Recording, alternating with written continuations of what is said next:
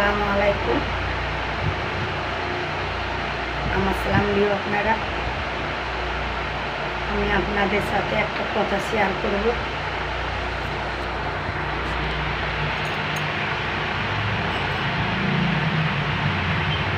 আমার বাড়ি ডানকুনি মনোহরপুর মল্লিকপাড়া, হুগলি ডিস্ট্রিক্ট। বাপের বাড়ি হাওড়া জেলা বাগনান হাটুরিয়া লপাড়া। বাবার নাম মঈনুদ্দিন খান, মায়ের নাম মমতাজ বেগম।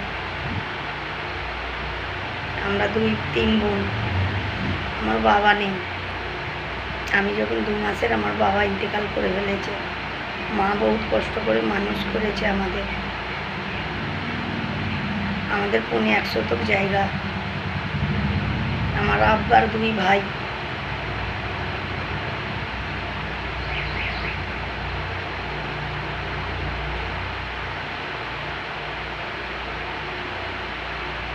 আমার আব্বার 2 ভাই, 3 বোন, 4 বোন।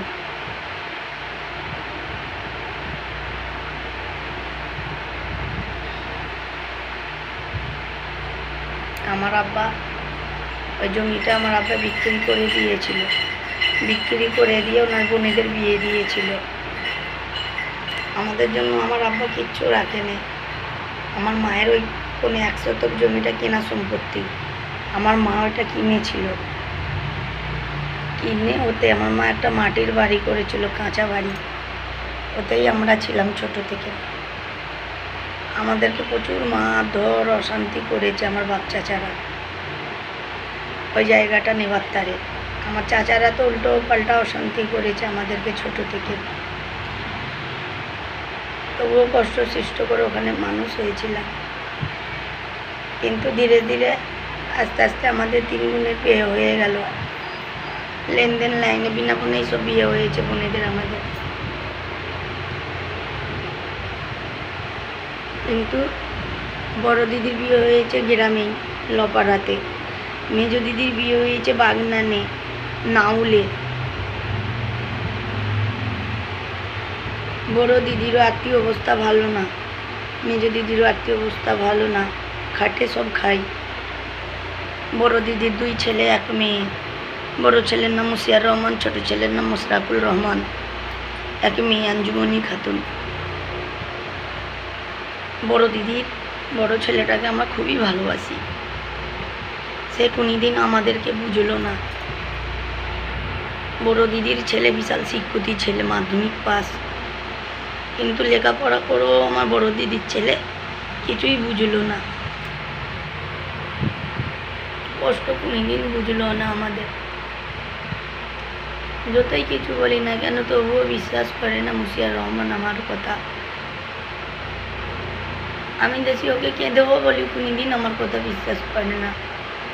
ওকে ছোট্ট থেকে মানুষ করেছি কোলে পেটেতে, বুকেতে রেখে মুশিয়ার রহমানকে মানুষ করেছিলাম। সেই মুশিয়ার রহমানও কষ্ট দিচ্ছে। যখনই কারোর সাথে না কথা বলে ওর সাথে কথা বলতে যায়, ও আমাদের সাথে কথা কোনোদিন বলে না। ও আমাদের ভয়েস শোনে কিন্তু কোনোদিন কথা বলে না। কিন্তু এই কদিন হবে মুশিয়ার আবার আমাদের ফোন নাম্বারকে ব্লকও করে দিয়েছে। আমাদের সাথে কারোর সাথে কথা বলে না। জানি না আমরা কি করেছি মুশিয়ারে। সবথেকে বড় হলো আমরা গরিব খুব। আমার স্বামীর 2 ভাই, 1টিই বোন। তার বড় ভাই ইন্তেকাল করে ফেললো কারেন্ট শট খেয়ে। একটাই ভাই, সে জোগাড়ে কাজ করে 500 টাকা কামায়। 500 টাকা কামিয়ে আমার 5টা পেট আছে। আমার 2 মেয়ে 1 ছেলে, আমরা স্বামী স্ত্রী 5টা পেট চালাই। বড় মেয়ে ক্লাস 11 ক্লাসে পড়ে মাদ্রাসা স্কুলে আমার বড় মেয়ে। ছোট মেয়ে 8-এ পড়ে মাদ্রাসা স্কুলে। বড় মেয়ে 10-12 বার কোরআন খতম করেছে। ছোট মেয়েও পড়েছে। লেখাপড়ার দিকে আমি কোনো দিকে 2টো মেয়েকে কম করিনি আমি। কিন্তু আমি খুবই কষ্টের মধ্যে আছি। যখন আমি কোনোদিন বোনেদের ফোন করি, বোনেরা আমার সাথে ভালো কথা বলে না। আমি যদি বলি বোনরে আমি যাব তোদের বাড়ি, কেউ আমায় ডাকে না। সবাই কেউ না কেউ একটা বাহানা দিয়ে কাটিয়ে দেয়। কেন আমার সংসারটা বড় বলে কেউ ভয়ে ডাকে না। দিদি আমার বাল বাচ্চাকে আমাদেরকে খাওয়াতে হয়, পড়াতে হয়, তার জন্য ডাকে না। আমি বহু দুঃখিত। আমার স্বামী খুবই ভালো, নাম মুজাফর লস্কর, বাড়ি ডানকুনি মনোহরপুর মল্লিকপাড়া। আমার শ্বশুরমশাইয়ের নাম শাহজাহান আলী লস্কর।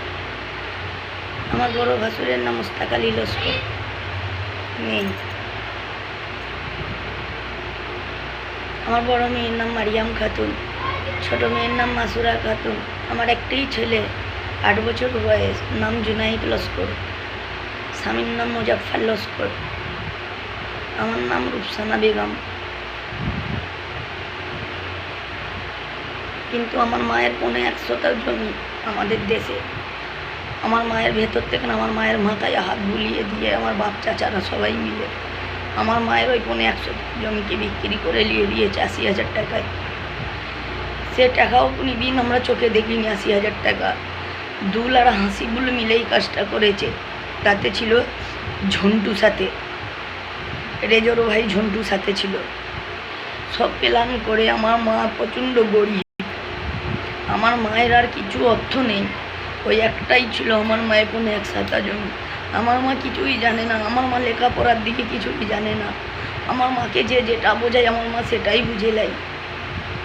আজ আমার মা ওই বুঝে জমি জায়গা সব দিয়ে দিয়েছে হাসিবুলের নামে। আমার মা ভেতর থেকে আমার মাকে মাথায় হাত বুলিয়ে হাসিবুল দুল সবাই মিলে আমার মায়ের জমিটাকে লিখে নিয়েছে। আমার মাকে বলেছিল যতদিন বাঁচবে একখানা ঘর আমি তোমাকে দেবো, তুমি ওতে ব্যবহার করবে যতদিন বাঁচবে। আর জায়গাটা লিখেই আমার মাকে হাসিবুল ফাসিবুল সব বার করে দিয়েছে। না একখানা ঘর দিয়েছে আমার মাকে, না আমার মায়ের একটা জায়গার ঠাঁই দিয়েছে। আমার মাকে যে বসবে সে ঠাঁইটুকুনো আমার মায়ের কেড়ে নিয়েছে। আমার মায়ের সব বেইমানি করে চিটিংবাজি করে আমার মায়ের সম্পত্তি নিয়ে নিয়েছে। হাসিবুল বুলো সাপ ওরা সবাই মিলে আমার মায়ের সম্পত্তিকে লুটে নিয়েছে। আজ আমার বাপের ঢিপে থেকে আমাদেরকে বঞ্চিত করে দিয়েছে। আজ 5-6 বছর আমরা পড়ে রয়েছি শ্বশুরবাড়িতে, কোনোদিন যেতে পারিনি বাগনান নপাড়াতে। কেন আমার বাপের আর সম্পত্তি নেই। আমরা যখনই গিয়েছিলাম একবার, আমি 2টো মেয়েকে নিয়ে একটা ছেলেকে নিয়ে রাত 11টার সময় আমি গিয়েছিলাম। রাত 11টার সময় 2টো মেয়ে ছেলে নিয়ে আমি লুকিয়ে বসেছিলাম মায়ের বাড়িতে, তবুই ঘরের তালা কেউ খোলেনি। লাস্টে মসু খানের ছেলে বড় ইমরান খান, আমার বড় আব্বার ছেলে বদ্দা, ও আমাদেরকে আশ্রয় দিয়েছিল রাতের বেলা। ও আমাদের তালা ভালা ভেঙে ঢুকিয়েছিল। আমার দাদা ও ইমরান খান যতদিন বাঁচবে, যতদিন থাকবে, ততদিন কিয়ামতের তানিক আমি নাম করব তাদের।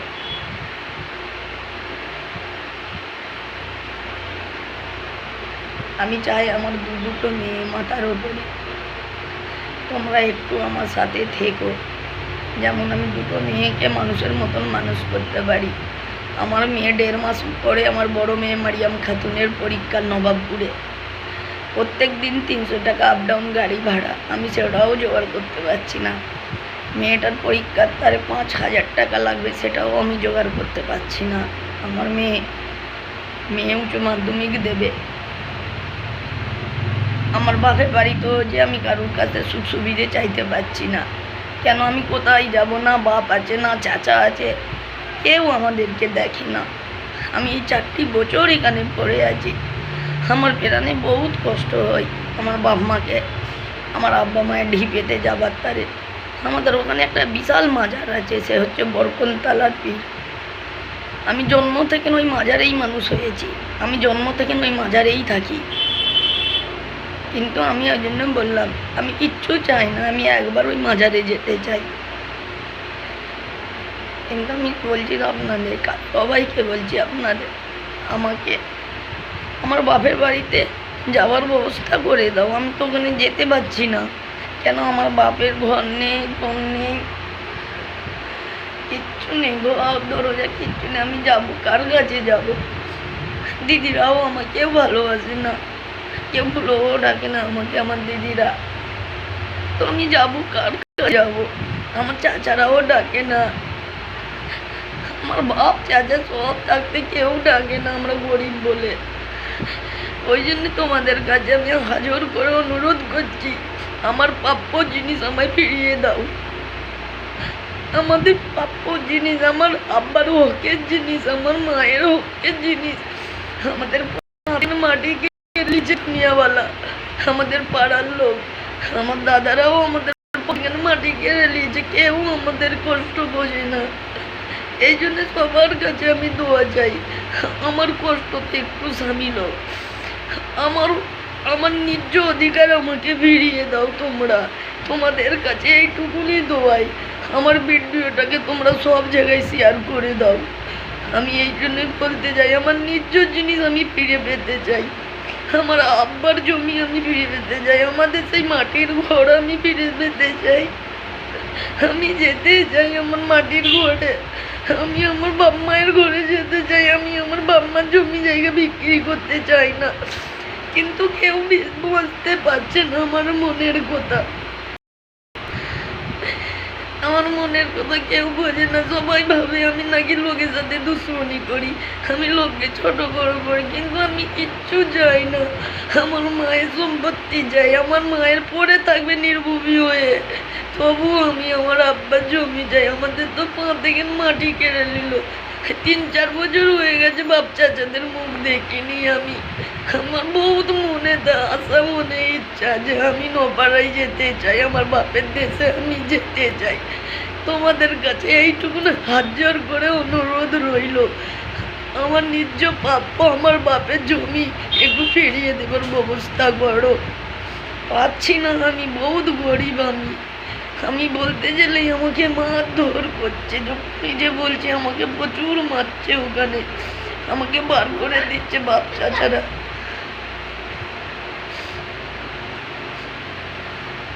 আমি তোমাদেরকে আর কিচ্ছু বলতে চাই না, খালি এইটুকুনি বলতে চাই, আমার মায়ের জমি আমাদের ফেরত দিতে বলো।